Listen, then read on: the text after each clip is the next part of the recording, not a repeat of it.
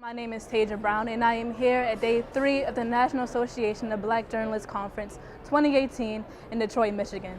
Today I'm attending another workshop called She's Got Game, which is all about black women making power moves in the media industry, shining on and off camera, and all about the struggles that they endure.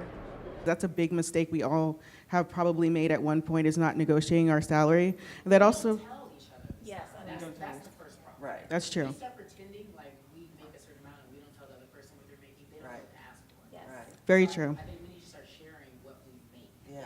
Because I know it's embarrassing, but how are we ever going to win? I think there's a lot of men in the room too. Like, I think just we can all have that conversation. Like, that's men. That's how, like, one way you can support women is like, help us, tell us what you're making. Tell you making more. How much more than me? We do the same job. We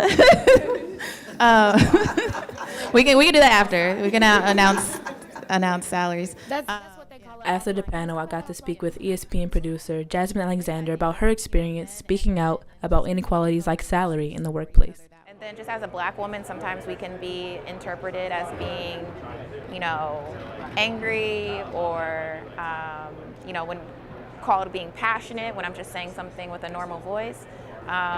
So if someone says something critical like that, I challenge it. I'm comfortable enough to challenge what people might try to paint me as.